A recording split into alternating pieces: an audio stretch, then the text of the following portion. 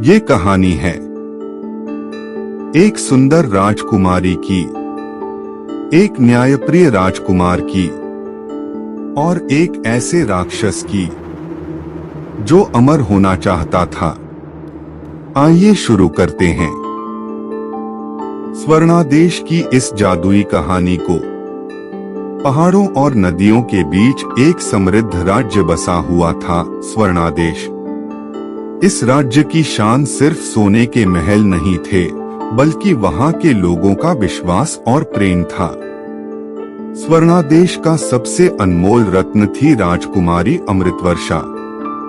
कहते हैं, जब वह राज्य के बाग में चलती थी तो मुरझाए हुए फूल भी खिल उठते थे। लेकिन उसकी सुंदरता से भी अधिक प्रसिद्ध थी उसकी दया और साहस। राजकुमारी के पिता राजा स्वर्णभान अपनी पुत्री से बेहद प्रेम करते थे। उनके मित्र थे राजा रुद्र प्रताप, जिनका राज्य स्वर्णादेश से काफी दूर था। उसी राज्य का राजकुमार था राजवीर। राजकुमारी अमृतवर्षा का विवाह युवराज राजवीर से तय हुआ। राजवीर ऐसा राजकुमार था जो तलवार उठाने से पहले विचार करता था। वह मानता था, राज्य तलवार से नहीं, न्याय से चलता है। यह विवाह स्वर्णादेश के लिए खुशियों का संदेश लेकर आया था, पर यह खुशी अधिक समय तक टिकने वाली नहीं थी। स्वर्णादेश की उत्तर दिशा में बादलों के बीच एक उड़ता हुआ जादुई महल था। उसी महल में रहता था एक भयानक राक्षस चिराक्ष। पुरानी पुस्तकों में लिखा था कि जो राजकुमारी बिना डर राक्षस के सामने आएगी और उससे विवाह करेगी, वही राक्षस को अमर बना देगी। चिराक्ष का सपना केवल अमर होना नहीं था, वह अकेलेपन से भी मुक्ति चाहता था। विवाह से ठीक एक रात पहले आसमान का रंग बदल गया। बिजली कड़की और उड़ता हुआ महल राजमहल के पास आ पहुंचा। चिराक्ष ने अपनी जादुई शक्ति से राजमहल के सैनिकों को पत्थर बना दिया। किसी की चीख तक सुनाई नहीं दी। चिराक्ष राजकुमारी अमृतवर्षा को उठाकर अपने साथ ले गया। जाते जाते वह बोला, तुम मेरी अमरता की कुंजी हो। राक्षस राजकुमारी को अपने महल में ले आया। वह जोर जोर से हंसा और बोला, आज से 5 दिन बाद हमारा विवाह होगा। फिर वह वहां से चला गया। हालांकि राक्षस ने राजकुमारी को किसी प्रकार की तकलीफ नहीं दी। उसे एक विशाल कक्ष में रखा गया, जहां मखमल का बिस्तर था, सैकड़ों प्रकार के व्यंजन थे और सेवा के लिए दासियां थीं। चिराक्ष ने कहा, यहाँ तुम्हें कोई कष्ट नहीं होगा, तुम मेरी होने वाली पत्नी हो। इधर राजकुमार राजवीर राजकुमारी को बचाने के लिए निकल पड़े। रास्ते में उनकी भेंट एक तपस्वी से हुई जो पहाड़ की एक गुफा में रहते थे।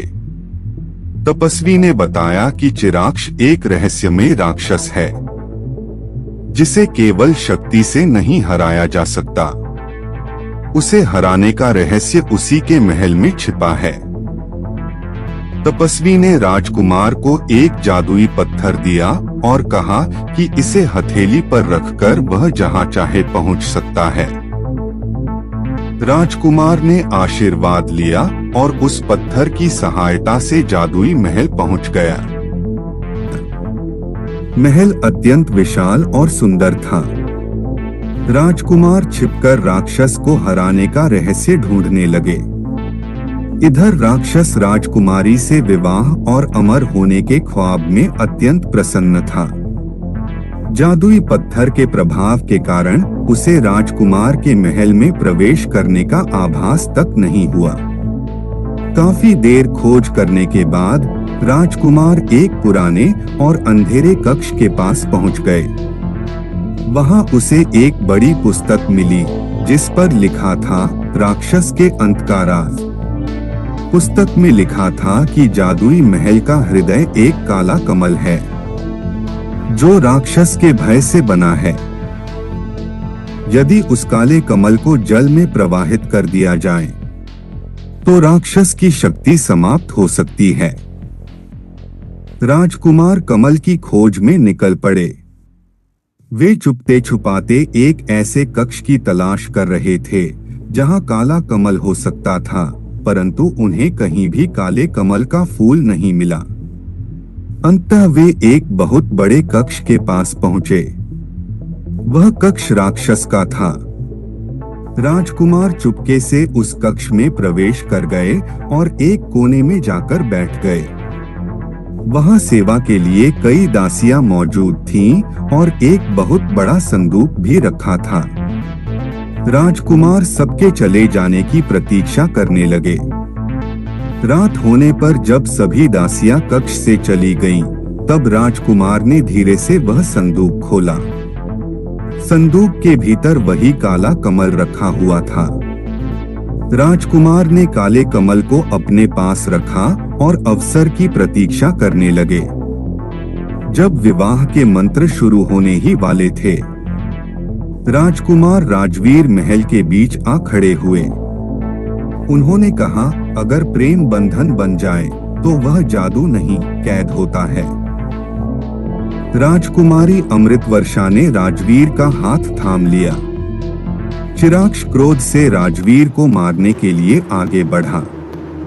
तभी राजकुमार ने काले कमल के फूल को जल में प्रवाहित कर दिया। महल कांपने लगा। राक्षस की शक्ति टूटने लगी और उसका शाप समाप्त होने लगा।